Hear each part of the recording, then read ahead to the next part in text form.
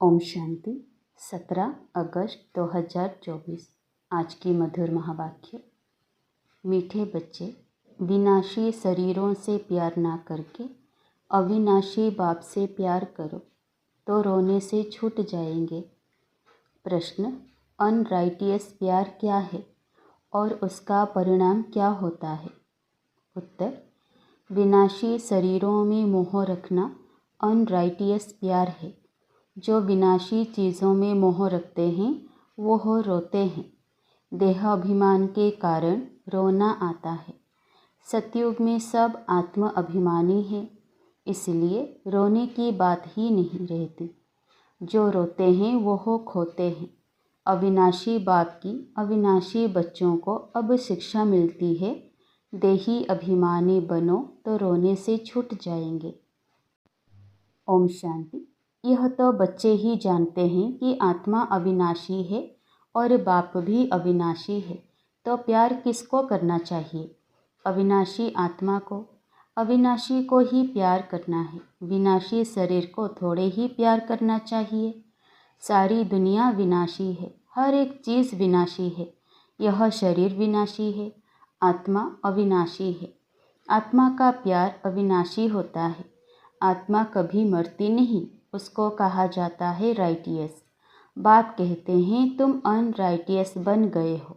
वास्तव में अविनाशी के साथ प्यार होना चाहिए।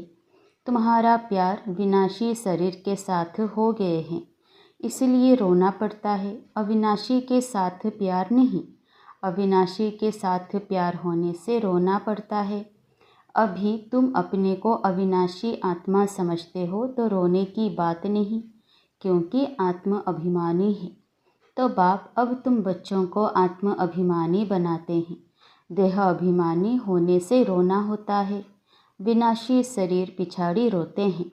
समझते भी हैं आत्मा मरती नहीं है। बाप कहते हैं अपने को आत्मा समझो। तुम अविनाशी बाप के बच्चे अविनाशी आत्मा हो। तुमको रोने की दरकार नहीं। आत्मा एक शरीर छोड़ जाए दूसरा पाठ बजाती है। यह तो खेल है। तुम शरीर में ममत्व क्यों रखते हो? देह सही देह के सब संबंधों से बुद्धियोग तोड़ो। अपने को अविनाशी आत्मा समझो। आत्मा कभी मरती नहीं। गायन भी है, जो रोया सो खोया। आत्म अभिमानी बनने से ही लायक बन जाएंगे। तो बाप आकर देह अभिमानी से आत्म अभिमानी बनाते हैं। कहते हैं तुम कैसे भूले हुए हो? जन्म जन्मांतर तुमको रोना पड़ा है। अब फिर से तुमको आत्म अभिमानी बनने की शिक्षा मिलती है। फिर तुम कभी रोएंगे ही नहीं। यह है रोने वाली दुनिया, वह है हंसने की दुनिया। यह दुख की दुनिया, वह सुख की दुनिया। बाप बहुत अच्छी रीति से शिक्षा देते हैं। अविनाशी बाप की अविनाशी बच्चों को शिक्षा मिलती है। वह देह अभिमानी है तो देह को ही देख शिक्षा देते हैं, तो देह की याद आने से रोते हैं। देखते भी हैं शरीर खत्म हो गया, फिर उनको याद करने से क्या फ़ायदा? मिट्टी को याद किया जाता है क्या? अविनाशी चीज़ ने जाकर दूसरा शरीर लिया। यह तो बच्चे जानते हैं। जो अच्छा कर्म करता है उनको फिर शरीर भी अच्छा मिलता है। कोई को खराब रोगी शरीर मिलता है, वह भी कर्मों अनुसार है। ऐसा नहीं कि अच्छा कर्म किया है तो ऊपर चले जाएंगे, नहीं। ऊपर तो कोई जा नहीं सकते। अच्छे कर्म किए हैं तो अच्छा कहलाएंगे। जन्म अच्छा मिलेगा, फिर भी नीचे तो उतरना ही है। तुम जानते हो कि हम चढ़ते कैसे हैं। भल अच्छे कर्मों से कोई महात्मा बनेगा, फिर भी कला तो कम होती जाएगी। बाप कहते हैं फिर भी ईश्वर को याद कर अच्छा कर्म करते हैं तो उनको अल्पकाल क्षण भंगुर सुख देता हूँ। फिर भी सीढ़ी नीचे तो उतरना ही है। नाम करके अच्छा हो। यहाँ तो मनुष्य अच्छे बुरे कर्मों को भी नहीं जानते हैं। रिद्धि सिद्धि वालों को कितना मान देते हैं। उन्होंने पिछाड़ी मनुष्य जैसे हैरान होते हैं। है तो सारा ज्ञान। समझो कोई इनडायरेक्ट दान पुण्य करते हैं, धर्मशाला हॉस्पिटल बनाते हैं, तो दूसरे जन्म में उसका एवज़ा ज़रूर मिलता है। बाप को याद करते हैं, भल गालियाँ भी देते हैं तो भी मुख से भगवान का नाम कहते हैं। बाकी अनजान होने कारण जानते कुछ नहीं। भगवान को याद कर रुद्र पूजा करते हैं, रुद्र को भगवान समझते हैं, रुद्र यज्ञ रचते हैं, शिव व रुद्र की पूजा करते हैं। बाप कहते हैं मेरी पूजा करते हैं, परंतु बेसमझी से क्या क्या बनाते हैं, क्या क्या करते हैं। जितने मनुष्य उतने उन्हों के गुरु हैं। झाड़ में नए नए पत्ते टाल टालियाँ आदि निकलते हैं तो वह कितना शोभते हैं। सतोगुणी होने के कारण उनकी महिमा होती है। बाप कहते हैं कि यह दुनिया है ही विनाशी चीज़ों को प्यार करने वाली। कोई कोई का बहुत प्यार होता है तो मोह में जैसे पागल बन जाते हैं। बड़े बड़े सेठ लोग मोहवश पागल हो जाते हैं। माताओं को ज्ञान न होने कारण विनाशी शरीर पिछाड़ी विधवा बन कितना रोती याद करती रहती है। अभी तुम अपने को आत्मा समझ दूसरे को भी आत्मा देखते हो तो ज़रा भी दुख नहीं होता। पढ़ाई को सोर्स ऑफ इनकम कहा जाता है। पढ़ाई में एम ऑब्जेक्ट भी होती है, परंतु वह है एक जन्म के लिए। गवर्नमेंट से पगार मिलता है, पढ़कर धंधा धोरी करते हैं तब पैसे आदि मिलते हैं। यहाँ तो फिर बात ही नहीं है। तुम अविनाशी ज्ञान रत्नों से झोली कैसे भरते हो? आत्मा समझती है कि बाबा हमको अविनाशी ज्ञान खजाना देते हैं। भगवान पढ़ाते हैं तो जरूर भगवान भगवती ही बनाएंगे, परंतु वास्तव में इन लक्ष्मी नारायण को भगवान भगवती समझना रोंग है। अभी तुम बच्चे जानते हो, ओहो जब हम देह अभिमानी हो जाते हैं तो हमारी बुद्धि कितनी डिग्रेड हो जाती है। जैसे जानवर बुद्धि बन जाते हैं। जानवरों की सेवा भी बहुत अच्छी होती है, मनुष्यों की तो कुछ भी नहीं। रेस के घोड़ों आदि की कितनी संभाल होती है। यहाँ के मनुष्यों की देखो क्या हालत है। कुत्ते को कितना प्यार से संभालते हैं, चाटते रहते हैं, साथ में सुलाते भी हैं। देखो दुनिया का क्या हाल हो गया है। वहाँ सतयुग में यह धंधा होता नहीं। तो बाप कहते हैं बच्चों, तुमको माया रावण ने अनराइटियस बना दिया है। अनराइटियस राज्य है ना। मनुष्य अनराइटियस तो सारी दुनिया भी अनराइटियस हो जाती है। राइटियस और अनराइटियस दुनिया में देखो फ़र्क कितना है। कलयुग की हालत देखो क्या है। मैं स्वर्ग स्थापन कर रहा हूँ तो माया भी अपना स्वर्ग दिखाती है, टेम्पटेशन देती है। आर्टिफिशियल धन कितना है। समझते हैं हम यहाँ ही स्वर्ग में बैठे हैं। स्वर्ग में थोड़े ही इतने ऊंचे 100 मंजिल के मकान आदि होते हैं। कैसे कैसे मकान सजाते हैं। वहाँ तो डबल स्टोरी के भी मकान नहीं होते। मनुष्य ही बहुत थोड़े होते हैं। इतनी ज़मीन तुम क्या करेंगे। यहाँ ज़मीन के पिछाड़ी कितना लड़ते झगड़ते हैं।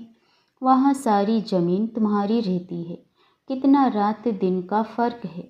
वह लौकिक बाप, यह पारलौकिक बाप है। पारलौकिक बाप बच्चों को क्या नहीं देते हैं। आधा कल्प तुम भक्ति करते हो। बाप साफ कहते हैं इनसे मुक्ति नहीं मिलती है, अर्थात मेरे से नहीं मिलते। तुम मुक्ति धाम में मेरे से मिलते हो। मैं भी मुक्ति धाम में रहता हूँ, तुम भी मुक्ति धाम में रहते हो। फिर वहाँ से तुम स्वर्ग में जाते हो। वहाँ स्वर्ग में मैं नहीं आता। यह भी ड्रामा है। फिर हुबहू ऐसे रिपीट होगा। फिर यह ज्ञान भूल जाएगा, प्राय लोप हो जाएगा।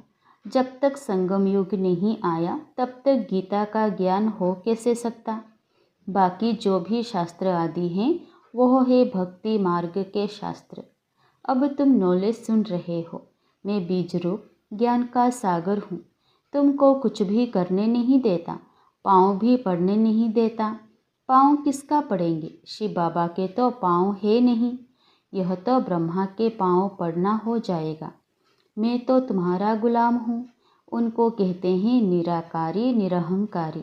सो भी जब वह एक्ट में आए तब तो निरहंकारी कहा जाए। बाप तुमको अथाह ज्ञान देते हैं। यह है अविनाशी ज्ञान रत्नों का दान। फिर जो जितना लेवे, अविनाशी ज्ञान रत्न लेकर फिर औरों को दान करते जाओ। इन रत्नों के लिए ही कहा जाता है एक एक रत्न लाखों का है। कदम कदम पर पद्म देने वाला तो एक ही बाप है। सर्विस पर बड़ा अटेंशन चाहिए। तुम्हारा कदम है याद की यात्रा का, उनसे तुम अमर बन जाते हो। वहाँ मरने आदि का फिक्र होता नहीं। एक शरीर छोड़ दूसरा लिया। मोहजीत राजा की कथा भी सुनी होगी। यह तो बाप बेट समझाते हैं। अब बाप तुमको ऐसा बनाते हैं। अभी की ही बात है। रक्षाबंधन का पर्व भी मनाते हैं। यह कब की निशानी है?